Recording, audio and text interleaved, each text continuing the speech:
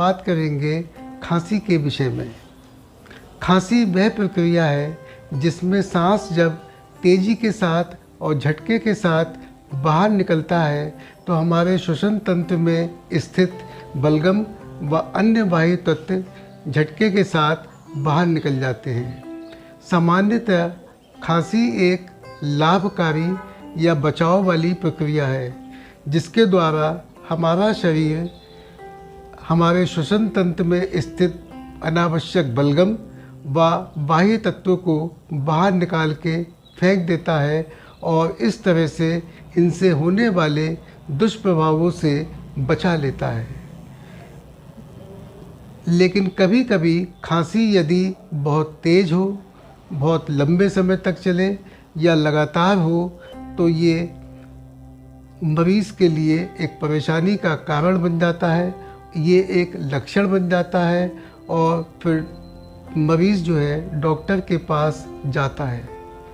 खांसी ऐच्छिक भी हो सकती है और अनैच्छिक भी हो सकती है। खांसी अल्पकालीन हो सकती है यदि ड्यूरेशन 3 हफ्ते से कम हो, या दीर्घकालीन हो सकती है यदि ड्यूरेशन 3 हफ्ते से ज़्यादा हो। खांसी बलगम वाली हो सकती है या बिना बलगम वाली या सूखी हो सकती है। खांसी किसी विशेष समय में ज़्यादा हो सकती है, जैसे कि प्रातःकाल में या रात के समय या दिन में कभी भी। इसी तरह खांसी किसी विशेष करवट में लेटने पर ज़्यादा हो सकती है। कभी कभी खांसी के साथ अन्य लक्षण भी देखने को मिल सकते हैं, जैसे कि छाती में दर्द, सांस का फूलना, खांसी में खून आना, खांसी में अत्यधिक बलगम आना, आवाज़ का बैठ जाना आदि।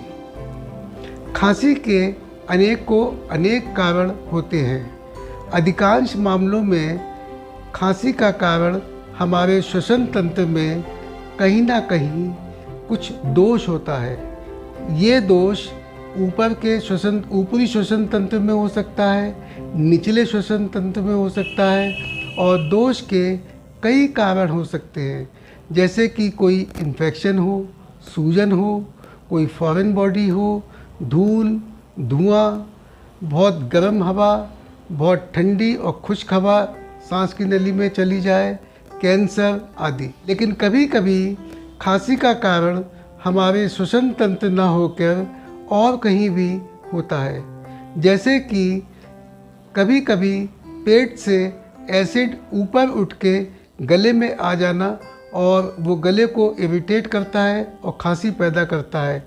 इसको हम GERD कहते हैं। इसी तरह से हार्ट फेल्योर, इसी तरह से साइनोसाइटिस और कुछ प्रकार की औषधियाँ भी खांसी कर सकती हैं, जैसे कि रेमिपिल। खांसी की पकड़ के लिए मरीज़ का इतिहास जानना बहुत ही आवश्यक है। इसके अतिरिक्त कारण के और परिस्थिति के अनुसार कुछ जांचों की भी आवश्यकता पड़ती है, जैसे कि बलगम की जांच, खून की जांच, सीने का एक्सरे, CT और कुछ केसेस में हृदय के लिए ECG व इको व पेट के लिए एंडोस्कोपी। आमतौर पर खांसी के कारण कोई भी जटिलता नहीं होती है, लेकिन कभी कभी कुछ मरीज़ों में यदि खांसी बहुत लंबे समय तक हो, बहुत तेज़ हो या बहुत तेज़ झटके के साथ हो तो कुछ जटिलताएं भी देखने को मिल सकती है, ख़ास तौर से उन मरीज़ों में जो पहले से ही कमज़ोर, दुर्बल और बीमार हों, जैसे कि थकावट, कमजोरी महसूस होना, पेट और सीने की मांसपेशियों में खिंचाव या दर्द महसूस होना, पसलियों में दर्द या कभी कभी पसलियों का टूट भी जाना, और किन्हीं पेशेंट्स में ख़ास तौर से फीमेल्स में खांसी के साथ पेशाब निकल जाना, और कुछ पेशेंट्स में खांसते वक्त क्षणिक बेहोशी हो जाना, जिसे हम कफ सिनकोपी कहते हैं। खांसी के इलाज के लिए ये जानना आवश्यक है कि खांसी का सही कारण क्या है, तभी उसका सही इलाज संभव है। जैसे कि यदि खांसी इस्नोफीलिया की वजह से है तो इस्नोफीलिया का इलाज, यदि खांसी ट्यूबरकुलोसिस की वजह से है तो टीबी का इलाज, इसी तरह खांसी यदि परट्यूसिस या काली खांसी है तो परट्यूसिस का इलाज, और यदि खांसी किसी दवाई की वजह से है तो दवाई को रोकना। इसके अतिरिक्त कारण और परिस्थितियों के अनुसार खांसी के इलाज के लिए एंटीबायोटिक्स, सांस की नलियों को फैलाने वाली औषधियाँ, कफ सिडेटिव्स, बलगम को निकालने वाली औषधियाँ, एंटीकोलिनर्जिक्स और स्टेरॉइड्स का भी इस्तेमाल किया जाता है। खांसी के विषय में मैं आपको ख़ास तौर से 2 सुझाव देना चाहता हूँ। पहला ये है कि खांसी को नज़रअंदाज नहीं करना चाहिए, ख़ास तौर से यदि खांसी 3 हफ्ते से ज़्यादा समय की हो, खांसी के साथ खून आ रहा हो, अत्यधिक बलगम आ रहा हो, खांसी के साथ आवाज़ बैठ गई हो, बहुत ज़्यादा वजन गिर गया हो आदि।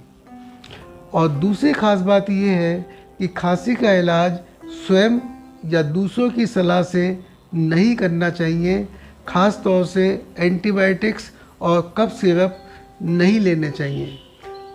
ऐसा करने से कभी कभी नुकसान हो सकता है और सेल्फ ट्रीटमेंट करने से कभी कभी खांसी के सही कारण की पकड़ में विलम्ब हो सकता है और उसकी वजह से मामला गंभीर व जटिल हो सकता है, खास तौर से यदि खांसी कैंसर या ट्यूबरकुलोसिस की वजह से हो। अतः मैं ये कहना चाहूँगा, यदि खांसी 15-20 दिन से अधिक समय की हो तो सेल्फ ट्रीटमेंट ना करें, डॉक्टर के पास जाएं और डॉक्टर की सलाह अनुसार ही उसका इलाज करें।